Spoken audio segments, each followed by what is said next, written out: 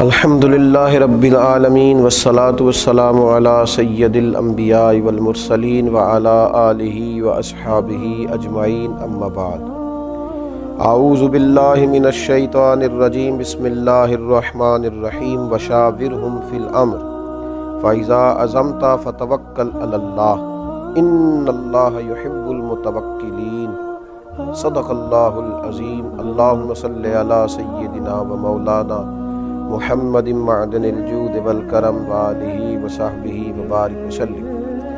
حمد و صلوات کے بعد روحانی مسائل اور روحانی بیماریوں میں سے ایک بڑی بیماری ہے اعتماد خلق، مخلوق پر بھروسہ کرنا۔ اللہ تبارک و تعالیٰ نے رسول پاک صلی اللہ علیہ وسلم نے جو دین عطا فرمایا ہے ہمیں، اس دین میں اسباب اختیار کرنے کا حکم دیا گیا ہے، لیکن بھروسہ اسباب پر نہیں کیا جائے گا، بھروسہ مسبب الاسباب پر کیا جائے گا۔ اسباب اختیار ضرور کیے جائیں گے لیکن توکل اپنے رب کریم پر رکھا جائے گا۔ ہوتا یہ ہے کہ ہمارے ہاں بہت زیادہ اعتماد کر لیا جاتا ہے، بہت زیادہ امیدیں لوگوں سے وابستہ کر لی جاتی ہیں۔ اس کا نقصان پھر یہ ہوتا ہے کہ امیدیں چونکہ عام انسانوں سے وابستہ کی جاتی ہیں، وہ کمزور ہوتے ہیں، تو بہت ساری امیدیں ٹوٹتی ہیں۔ ان ٹوٹتی ہوئی امیدوں پر بہت سارے لوگ پریشان بھی ہوتے ہیں، شکوے بھی کرتے ہیں اور نقصان بھی اٹھاتے ہیں۔ خلق پر زیادہ اعتماد نہ کیا جائے، اعتماد تو خالق پر کیا جائے۔ کتنے ہی لوگ ہیں جو زمانے میں مایوسی کی گفتگو اس لیے کرتے ہیں کہ انہوں نے بہت سارے لیڈروں کے وعدوں پر یقین کر لیا تھا، ان کی لمبی اور زبردست تقریروں کو سچ مان لیا تھا، پھر ہوا یہ کہ ان کی جب امیدیں ٹوٹنے لگیں تو وہ لوگ پریشان ہونے لگے۔ اس لیے اسباب پر بھروسہ نہیں، یہ مسلمان کی شان ہے۔ جب اس کا یہ ذہن بن جائے، جب اس کو یہ بات نصیب ہو جائے کہ اس نے ہر حال میں بھروسہ اپنے رب کریم پر کرنا، پھر وہ طاقتور ہوتا ہے، پھر وہ مضبوط ہوتا ہے، پھر زندگی کی بہت ساری چیزوں کو بڑی آسانی سے نبھا جاتا ہے، بہت ساری مشکلات سے وہ بڑے سکون کے ساتھ گزر جاتا ہے۔ اگر اللہ تعالیٰ پر بھروسہ ہو تو دشوار گزار گھاٹیوں پر بھی انسان وجد اور سرور کے ساتھ وقت طے کر جاتا ہے۔ قرآن مجید میں سورہ آل عمران میں اللہ تبارک و تعالیٰ نے نبی پاک علیہ السلام سے فرمایا وشاورہم فی الامر، اور کاموں میں ان سے مشورہ لو، فَإِذَا عَزَمْتَ فَتَوَكَّلْ عَلَى اللَّهِ، لیکن جب پختہ ارادہ کر لو پھر اللہ پر بھروسہ کرو، پھر اپنے رب کریم پر اعتماد کرو۔ جب تمہارا ارادہ پختہ ہو جائے، مشورہ ضرور کریں صحابہ سے، لیکن جب ارادہ کر لیں پھر اللہ پر بھروسہ کریں، اس لیے کہ ان اللہ یحب المتوکلین۔ سبحان اللہ، فرمایا بے شک اللہ توکل کرنے والوں سے پیار کرتا ہے۔ یہ اللہ پر بھروسہ کرنے والے اللہ کے پیارے ہیں، اللہ ان سے محبت کرتا ہے۔ اللہ تبارک و تعالی ان لوگوں کو چاہتا ہے جو اللہ پر بھروسہ کرتے ہیں۔ انہوں نے اپنی ساری چاہتوں کا کیا خوبصورت مثال ہے سیدنا ابراہیم خلیل اللہ کی، آگ میں پھینکا جا رہا ہے، اتنے بڑے مجمع میں دور دور تک اپنا دوست کوئی دکھائی نہیں دے رہا، کوئی نہیں ہے اپنائیت کا اظہار کرنے والا، ہمدردی کا اظہار کرنے والا۔ منجنیق میں ڈالا جا رہا ہے، میلوں پھیلی ہوئی آگ میں پھینکا جائے گا، فرشتہ حاضر ہوا ہے، عرض کرتا ہے میری ہوا پہ ذمہ داری ہے، اگر آپ حکم کریں تو ہوا نہ چلا دوں، اڑا نہ دوں اس آگ کو، فرمائیے۔ حضرت ابراہیم فرمانے لگے میری تجھ سے کوئی حاجت نہیں۔ پھر بارش کے فرشتہ عرض گزار ہے حضور اگر اجازت ہو تو ایسا مینہ برساؤں کہ یہ ساری آگ ٹھنڈی ہو جائے۔ فرمایا تجھ سے کوئی حاجت نہیں ہے۔ واتخذ اللہ ابراہیم خلیلا، میری تو اس سے حاجت ہے جس نے مجھے خلیل بنایا ہے۔ میرا بھروسہ تو اپنے رب کریم پر ہے۔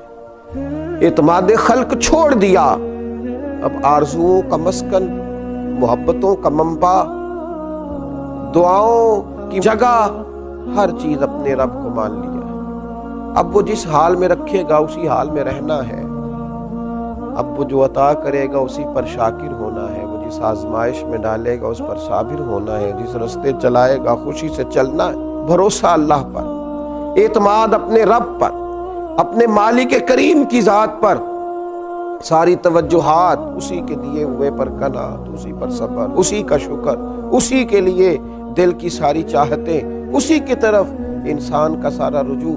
میرے نبی اکرم نور مجسم شفیع معظم صلی اللہ تعالی علیہ وسلم نے جب اپنے صحابہ کے دلوں میں یہ بات پوری طرح ڈال لی تھی نا کہ تم نے اللہ پہ بھروسہ کرنا، اعتماد خلق نہیں اعتماد خالق کرنا ہے، تو اس کا لازمی نتیجہ یہ نکلا تھا کہ وہ 313 تلواریں لے کر نعرے لگاتے ہوئے بدر کی طرف بڑھ گئے تھے۔